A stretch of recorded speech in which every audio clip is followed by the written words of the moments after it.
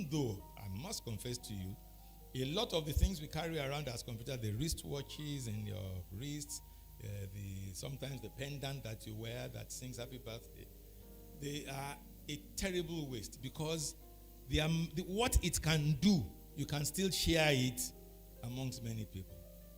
And that is part of why the whole idea of networking and all that, for various other reasons. But the point I'm making here is that when you described a computer as a personal computer in those days, it was a big deal because it was a major step in the development of computers. And that's why when you say PC, that's what it means. PC means personal computer, as against a mainframe or a mini computer or even a micro computer. So that's my computer, ZX81, Spectrum ZX81, was a personal computer in every sense of it. It had 1 kilobyte of RAM. 1 kilobyte of RAM. But with its 1 kilobyte of RAM, people used to make appointments to come to my house to come and see the computer. After some time, I saved some money and upgraded the RAM to 16 kilobytes. And that was more than a single step of man. It was a giant leap for mankind.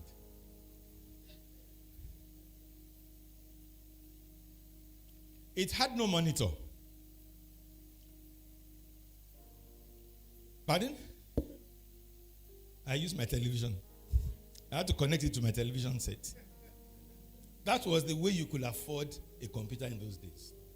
Because it cost so much. So since you already had a television set, so why buy another? So you'll connect the computer to your television set.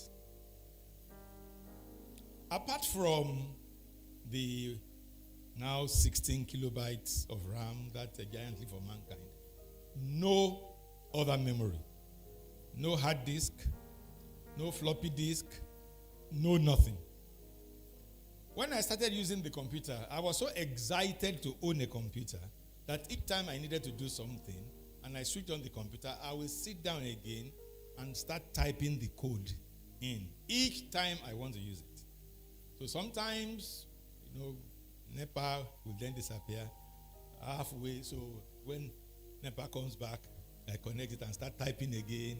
Hopefully, I'll get to the end and start doing what I want to do, and a few things will happen, and I'm so happy that I'm getting results. Then, it got so frustrating that I then bought an audio cassette player. You know those little cassettes that we used to play music. So I then started storing my programs, my code, on an audio cassette player.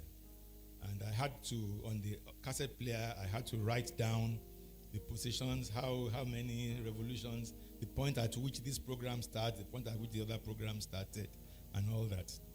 So that was the way it worked. So, this was how my computer worked in those days. So when I said earlier on that there was a time I was an operating system, you now understand what I meant. Because today, you click a folder, and what happens? You see a list of files, and you click on and this list. The file has a file name, it has a file extension, you know what the file does because of the extension. You have all that kind of information. But on my Spectrum ZX81, to be able to reach a file, I will first of all, there's this like a notebook in those days. It's really fashionable to have them. They were called filofax. You could have sections. It had some index on the edges.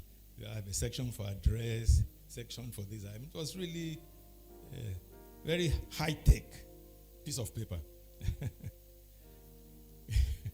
So, what I would do equivalent to you clicking on a folder is that I will reach for my filofax. I will read through the pages and find the cassette on which I stored that code and the number, the counter where that code starts.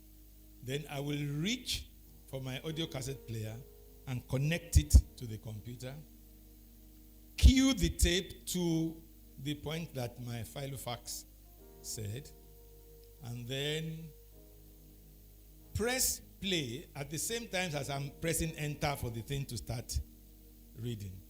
If I cued it a bit too early, the computer, after observing nothing coming, it will just assume that nothing is coming and it will just abandon that process. If I cued it too close, I could have missed one or two bits and the program will not work. So these are the things that I used to do as an operating system for my computer.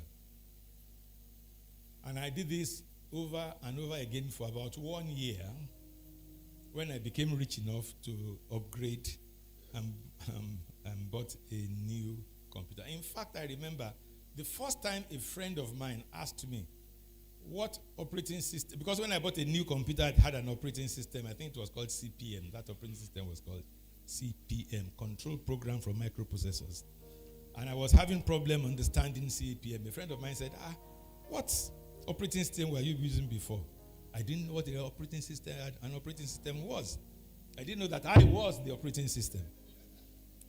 So that is how much today, when you use a computer, you take a lot of things for granted. And that is how much we also, on which we run. And it is that inability to see those details that make us sometimes laissez-faire, sometimes not having the correct attitude towards how we are supposed to operate to fulfill purpose. Every life needs an operating system.